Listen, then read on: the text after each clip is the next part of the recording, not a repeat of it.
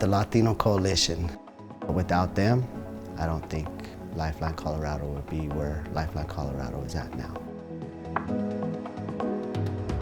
The Latino Coalition, without their assistance, I couldn't be doing the services that I do today. I couldn't be doing the gang intervention. I couldn't be doing the reentry. They helped launch me. Latino Coalition for Community Leadership.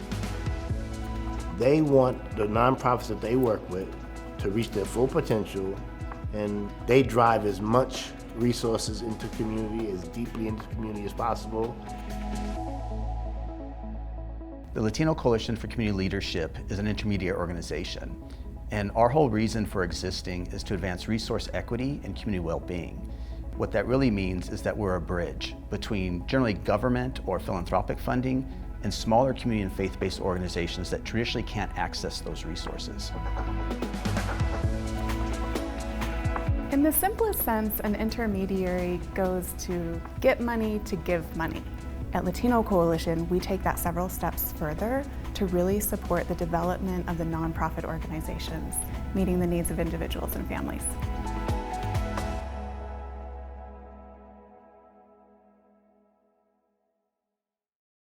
The mission of the LC, or our methodology, is what we refer to as find, fund, form, and feature. Find kind of speaks first to the organizations we're looking for. Typically, these are small grassroots organizations. A lot of times they've never received a grant before. My name is Hassan Latif. I'm the founder of Second Chance Center. We're there to help folks coming back to community after incarceration. My name is Christina Cabrera. I am the founder executive director of Healing Urban Barrios. Healing Urban Barrios is a nonprofit organization that focuses on gang intervention, reentry services. My name is Leo Ailides, and I founded Lifeline Colorado. We provide in-reach and reentry services, youth violence reduction, and mental health and substance abuse services. We're looking ultimately for an organization that's an organic part of the community fabric. Actually, I was still on parole when I started Second Chance Center. First year was just in my car. Going through my own traumas, I just want to empower my community that we're there for them, so they didn't have to have it so hard as I did. But I was doing events out of my pocket. Me personally, rehabilitating from the lifestyle of the subculture of gangs and the distribution of drugs. I wanted to be able to give people the opportunity to live in the purpose that they were designed for. But I was having barriers in my programs. When meeting Latino Coalition. When I met the Latino Coalition. When I met Latino Coalition for Community Leadership, I knew nothing about running a nonprofit, but they saw something that gave them an indication that I was serious about this work, that I really needed somebody to help me find the resources to fuel this vision and this work. The fund really speaks to we get money to give money. So over the last 2 decades, we've worked with federal, state, county, philanthropic, private donors to really drive those dollars into communities who traditionally don't have access.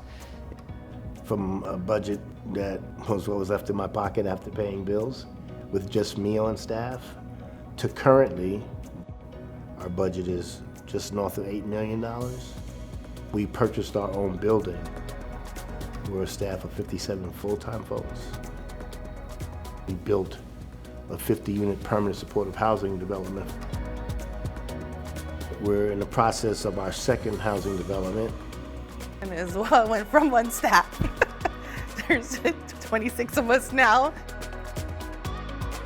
I'm not just in one community anymore. I'm literally servicing all of Central Los Angeles.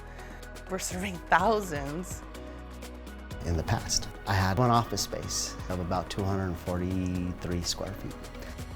I am in a little over 7,000 square foot building now, close to a $5 million budget. We serve now a little over 650 individuals direct service. And it's very exciting. We're watching a lot of people transform just through the programs we're offering here. Forming really speaks to capacity building and technical assistance. And the feedback from our community partners who often said, really glad that you found me. I love the funding, but really what made all the difference was the forming. So that capacity building really looks at the organization individually and figures out what do they need to grow or develop a more solid foundation that they could then on their own attract those types of funds. They taught me about budgets, they taught me about capacity building, they taught me about grants, they taught me about data. Coaching me and assisting me to be able to really adhere to not just the city, but the state and to federal responsibilities under the fundings that we do receive. They helped us and fueled us and nurtured us and guided us to a point where we were able to grow into this entity that is entrusted with opportunities like this. I'm on their path of exactly what their mission is to incubate and then go fly. Featuring is a lot more than just the success stories of the individual participants. So often our communities are talked about, but not talked with. Now with some history, with some of the community reinvestment initiatives, we have the state agencies or federal agencies coming to the table and really asking for our opinion, really creating like a more true collaboration and partnership. The state legislature, Department of Corrections, when they agreed to work with us, it was a stamp of approval of sorts, and that opened up a lot of doors for us. We now have staff and client partners that are sitting on commissions, that are part of boards. When I watch changes in legislation, new laws that have been in place, giving the opportunity of our communities to really expand and evolve into where they need, want, deserve, and desire out of life. When they're supported just a little bit, they're able to do these really incredible things. Seeing them doing new things with their programs and innovating and thinking of things and new possibilities that they couldn't have imagined when they first started. And at the end of the day, they're serving people really deeply. When they're growing that quickly and managing the growth that effectively, that's an asset for the community itself.